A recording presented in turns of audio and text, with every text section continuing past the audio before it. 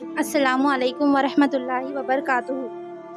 یہ منظر کشی جنوبی ہند میسور کی ہے۔ یہ میسور کے بادشاہ ٹیپو سلطان رحمۃ اللہ علیہ ہے۔ ٹیپو سلطان رحمۃ اللہ علیہ 1759 میں میسور میں پیدا ہوئے۔ ان کے والد کا نام حیدر علی، ان کے والدہ کا نام فخر النساء ہے۔ ٹیپو سلطان وہ شخصیت ہے جنہوں نے انگریزوں کے خلاف سب سے پہلے جنگ لڑی۔ ٹیپو سلطان رحمۃ اللہ علیہ اپنی زندگی میں 4 بڑی جنگیں لڑی۔ یہ منظر کشی ٹیپو سلطان کی آخری جنگ جو کہ 1799 میں ہوئی۔ ٹیپو سلطان رحمۃ اللہ علیہ کا لشکر 40,000 اور انگریزوں کا لشکر 50,000 تھا۔ ٹیپو سلطان رحمۃ اللہ علیہ یہ وہ منظر کشی ہے جس میں انگریزوں نے ٹیپو سلطان رحمۃ اللہ علیہ کے قلعے کو چاروں طرف سے گھیر لیا۔ ٹیپو سلطان بڑی بہادری سے لڑتے لڑتے اس جنگ میں شہید ہو گئے اور اس جنگ میں ہار گئے۔ ٹیپو سلطان اس جنگ میں ہارنے کی وجہ یہ ہے کہ ان کے خاص وزیر میر صادق، جنہوں نے ٹیپو سلطان رحمۃ اللہ علیہ کے ساتھ غداری کی، جس کی بنا پر ٹیپو سلطان رحمۃ اللہ علیہ اس جنگ میں لڑتے لڑتے شہید ہو گئے۔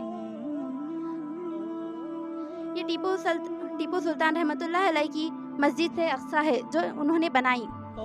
یہ ٹیپو سلطان رحمۃ اللہ علیہ کی وہ جگہ ہے جہاں پر آخری وقت ان کی لاش پائی گئی تھی اور انگریز نے ان کی لاش پر ان کے سر پر پیر رکھ کر کہا تھا کہ اب سے ہندوستان ہمارا ہے۔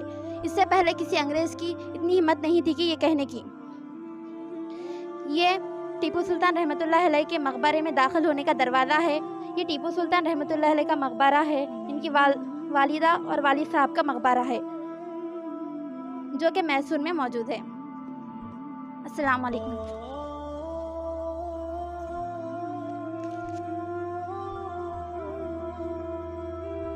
السلام علیکم۔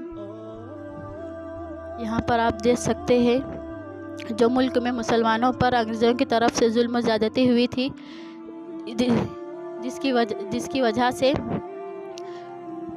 سے بہت سے شخصیات میدان میں اترے اور اس میں سید احمد شہید اور سید اسماعیل شہید بھی موجود تھے۔ اور یہ سید اسماعیل شہید کا گاؤں ہے اور وہ دلی میں پیدا ہوئے، اور یہ سید احمد شہید کا گاؤں ہے اور یہ بریلی میں پیدا ہوئے۔ دونوں نے اپنے اپنے علاقے سے ہی تربیت کا کام شروع کر دیا۔ یہاں پر آپ دیکھ سکتے ہیں اسلام میں جہاد کے لیے تربیت ہو رہی ہے۔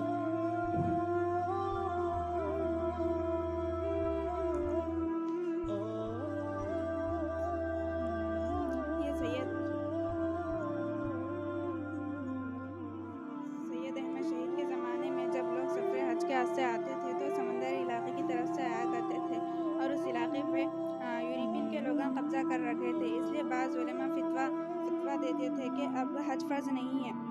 اس لیے سید احمد شہید اس اہم رکن کو زندہ کرنے کے واسطے ہندوستان کے مسلمانوں کو لے کر حج کے واسطے روانہ ہوئے۔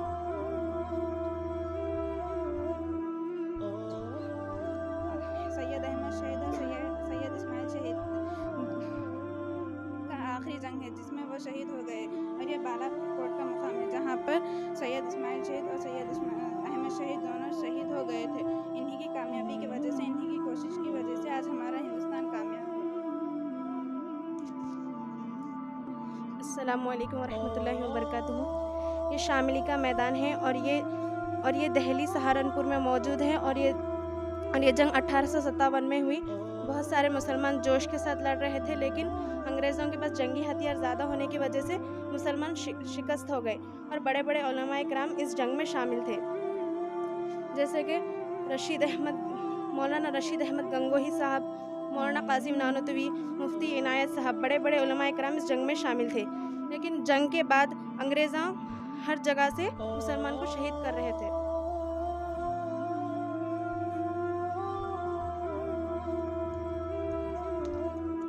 السلام علیکم ورحمۃ اللہ وبرکاتہ۔ یہ لال قلعہ ہے، دریائے جمنا کے نزدیک لال قلعہ واقع ہے۔ مغلیہ سلطنت کے سنہری دور کا یہ یادگار ہے۔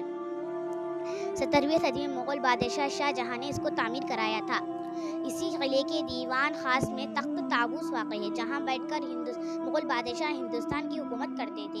یہ سلسلہ 1857 کی جنگ آزادی پر آزاد رہا، جب غدر کے دوران انگریز فوج نے دہلی پر اپنے قبضے کے بعد اپنے قبضے کے بعد اس وقت کے مغل بادشاہ بہادر شاہ ظفر کو اس قلعے سے نکل جانے کا حکم دیا تھا۔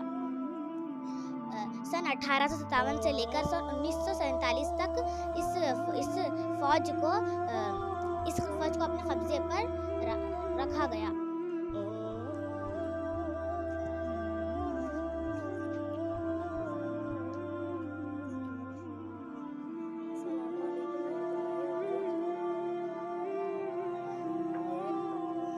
یہ تاج محل ہے اور یہ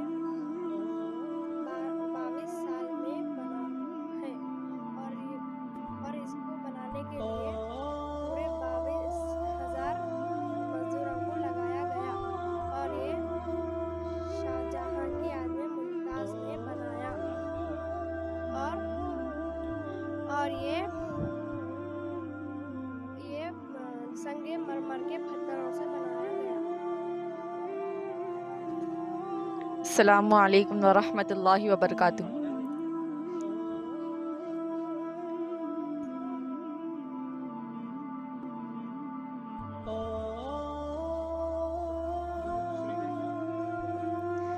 جب ملک میں انگریزوں کا قبضہ پڑ گیا تھا اور مسلمان اور انگریزوں کے بیچ طرح طرح کی لڑائیاں ہو رہی تھی، اور ان میں سے ایک لڑائی 1857 میں ظلم کے خاتمے کے لیے ہوئی تھی،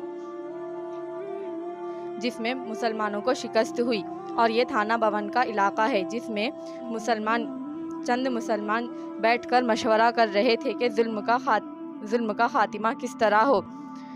جب یہ اطلاع انگریزوں تک پہنچی تو انہوں نے فوراً تھانہ بھون کے اندر داخل ہو کر مسلمانوں کو بے دردی سے شہید کیا۔